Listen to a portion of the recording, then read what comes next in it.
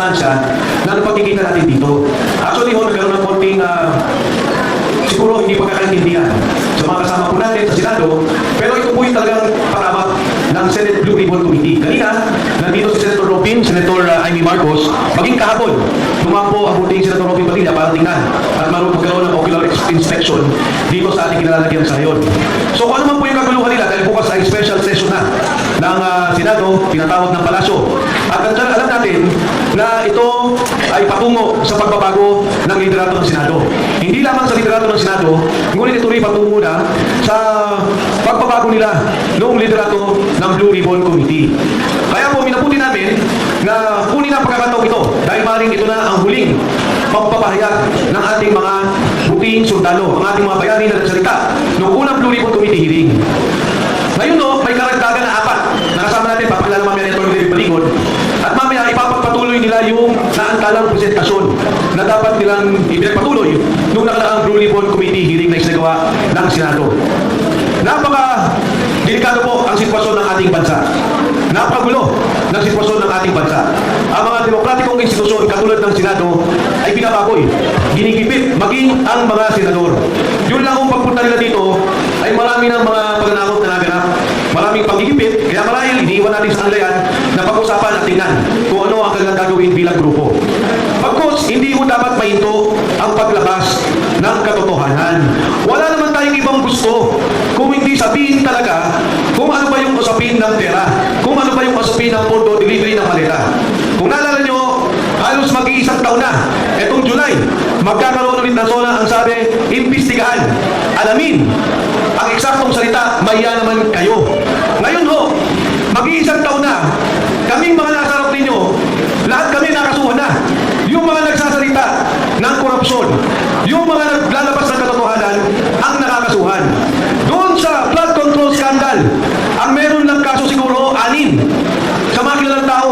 3 doon, meron pang kasama pa bilang witness o state witness ng Estado. Hindi na pwedeng kasuhan. Wala nang pondong pwedeng kunin sa kanila at mabalik sa kaban ng bayan. Ito ang galit ng taong bayan. Ito ang galit ng Pilipino. Yung katotohanan, patuloy na ayaw palabasin. Kaya ho, yung sinasabing usapin ng liderato ng Senado, yung sinasabing Constituent Assembly, wala ho yung sa aking palagay at sa mga palagay ng maraming tao. Ang talagang problema yung Blue Ribbon Committee. Ang talagang problema kung saan tutungo yung flood control scandal. Kaya po sa pagkakataon to, nais ko lang kilalanin, Atty. Harold Vespicio, halika dito, sumama ka sa atin. Kasama po natin to sa lahat ng labanan. Kaya po sa pagkakataon to, magmula sa 18, may dadagdag dapat na 14. Pero ngayon po, katulad na nabanggit ko, nagkaroon ng konting kaguluhan. Sa ngayon, may 4 na dumagdag. At ang pagpapatuloy po niyan, para ipakilala. At mamaya, ang ating mga sundalo magsasalita. Sila po ang pakinggan natin. Sila yung nakakaalam kung ano yung mga nangyari. Ano pa ba ang mga dapat malaman. Mahaba po ang kwento nito, individual, iba-iba partisipasyon nila. Sa pagpapatuloy po, bigay ko naman sa isang magiting nating abogado, ang nagtaguyod sa kanila at patuloy na lumalaban sa ngayon. Ang mga magkakasama nito, 10 na ang kaso na ipatong bawat isa sa kanila. Mga kasama, wala pong iba. Atty. Levy Baligon.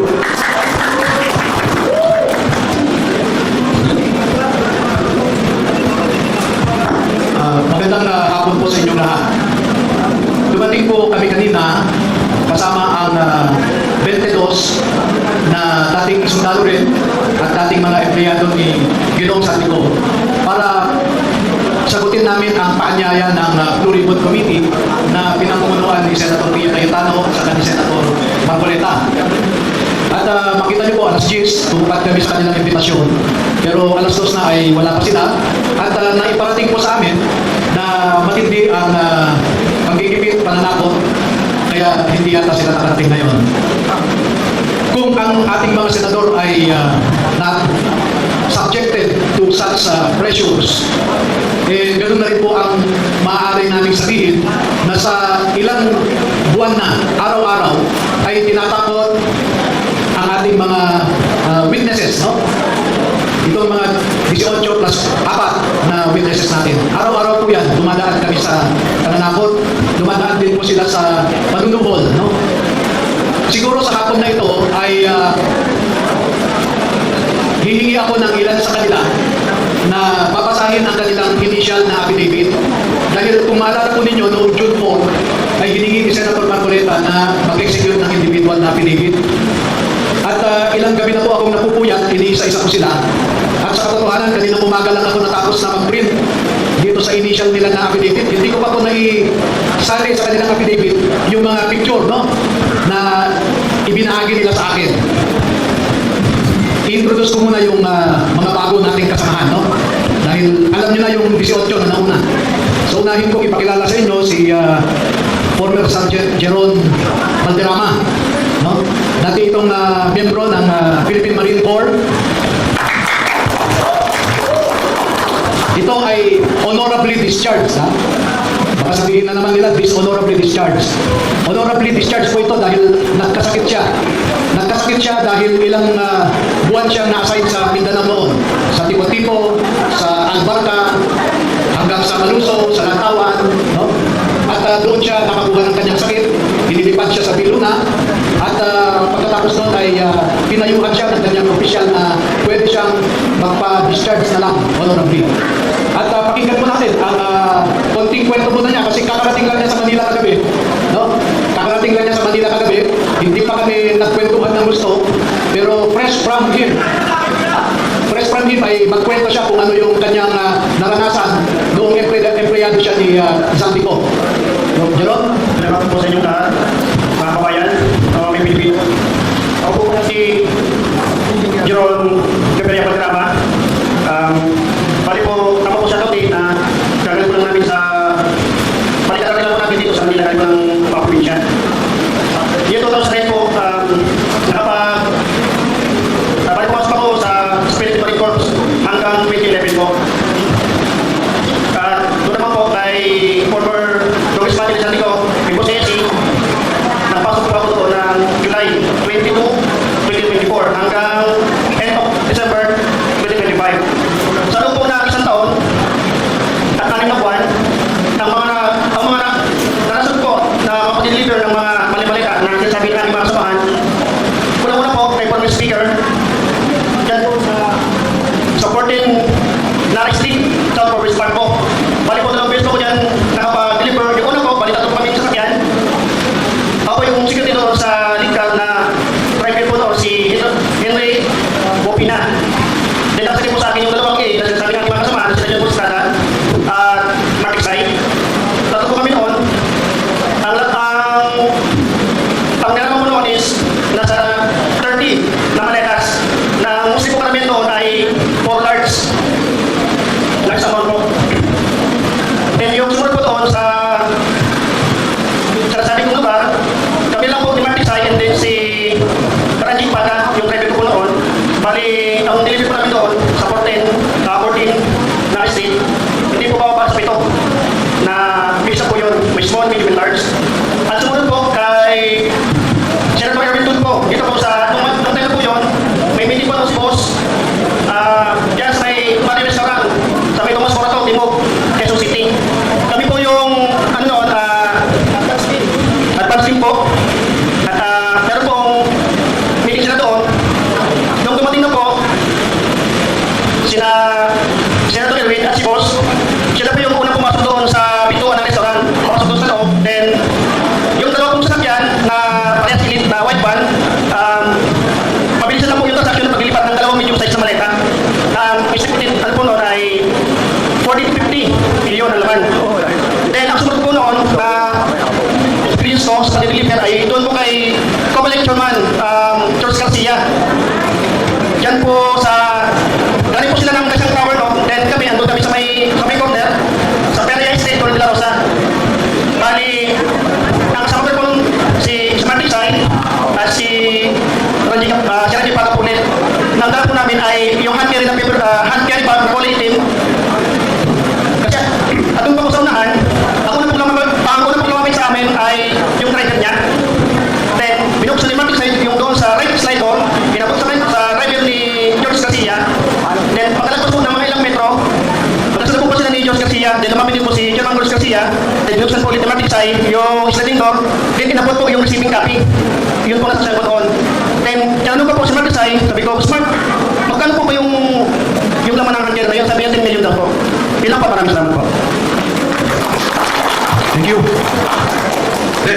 sumusunod sa mga ano.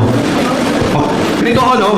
Kung pwede i-clear lang natin yung sa likod kasi yung screen, may mga pictures na i-present. Kumari lang po yung mga nasa likod, i-clear lang natin. Nakikita pa rin yan lahat? Okay. Boss, paki-clear lang muna natin. Oh. Clear lang natin, ha? So, sige. Sino mo sa susunod? Sige, si Bobs. Bobs, ikaw? Kahit yung initial lang. Hindi, yung kwento mo. Experience mo. Ito na yung mga individual na more or less affidavit nila. Si Waupan ay kararating lang din po niya kaninang umaga. Ay, hindi, kagabi. Kasi umuwi po siya sa Jensan dahil naapektuhan ng kanyang pamilya sa dumaan na lindol. Pati rin po si Dado. Oh. Umuwi po sila sa Mindanao noong immediately after the earthquake dahil umiiyak yung kanilang mga anak. Siguro affected psychologically. So, dumating po sila kagabi. Hindi ko po natapos yung affidavit nila. So, kung ano lang yung natapos ko base sa unang nilang kwento, ay yun ang babasahin siguro niya. Wow.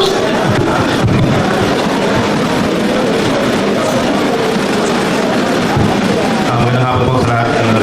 Salamat po sa inyong pagpunta.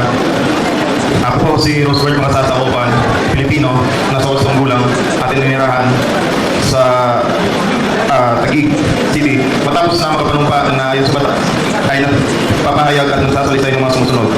Personal na informasyon at pinagmulan ng trabaho. Ako ay dating enlisted personnel ng Philippine Marine Corps. Pagkatapos ng aking paglilingkod sa militar, pumasok ako sa pribadong sektor bilang security professional. Ako ay naging dating empleyado ni Ginoong Elizalde Esco, nakilala rin sa tawag na Boss ESC o Boss Saldi. Nagtrabaho ko bilang personal assistant at security consultant ni Ginoong ko at ng kanyang pamilya. Ang aking panunungkulan kay Ginoong ko ay nagsimula noong December 4, 2023 hanggang December 2025. At pagkatapos ng kontrata ng marami sa aming mga kasamahan, bagamat ang ilan ay natapos noong December 2025, ako ay kabilang sa 18 ng dating empleyado na lupta sa pinagsamang sinumpang sa Lisay noong Pebrero 23, 2026. Kasama ko sa hanay ang iba pang dating enlisted personnel ng Philippine Marine Corps at magkakasama kaming nagsilbi sa ilalim ng security organization na Ginoong ko. Bilang bahagi ng aming na tungkulin, kami ay inuutusan na mag-escort sa mga trusted executive assistant ni Ginoong ko tuwing sila ay mag-deliver ng pera. Ang mga executive assistant na madalas naming samahan ay sina John Paul Estrada, Mark Tiksay, Joshua Cano at Kirby Paharilyak. Sa loob ng aming grupo, ang operasyon ng paghahatid ng pera ay tinatawag naming basura at may katunayan po kami dito.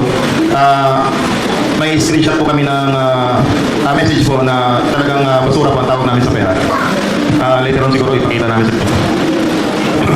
Example po ng yung nasamahan kong example po nung nasamahan kong delivery kasama po si Tap Orly Gutesa po, yung unang lumabas sa amin is noong December 2023. Nag-deliver po kami ng 52 na maleta po, halo-halo po yun. Sa 42 McKinley Road, bahay po ni dating speaker.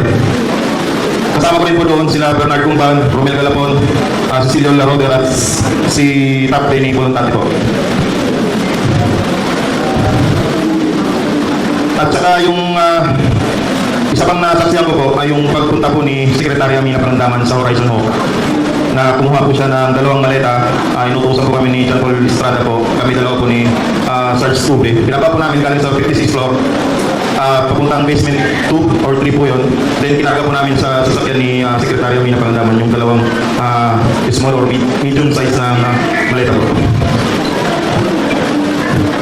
At saka kasama rin po ako sa lakad po ng investigator po ng ICC po nung unang pumunta sila dito noong December 2023. Yun lang po. Maraming salamat po.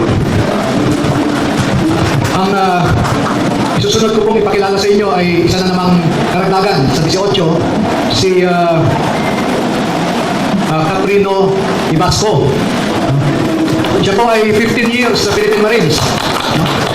14 years sa combat duty, 1 year as medic. At nung ibinabalik siya sa combat duty ulit after 15 years, ay pinakiusapan siya ng kanyang asawa at mga anak na kung maaari wag na siyang bumalik sa combat duty. Kaya dineclare po siya na AWOL at dishonorably discharged siya after 15 years. Dahil po sa pamilya, ang rason niya kaya hindi na bumalik sa serbisyo. Hindi po siya nagnakaw. So, Magandang hapon po sa ating lahat. Ako po si Catrino Ayan Limasco.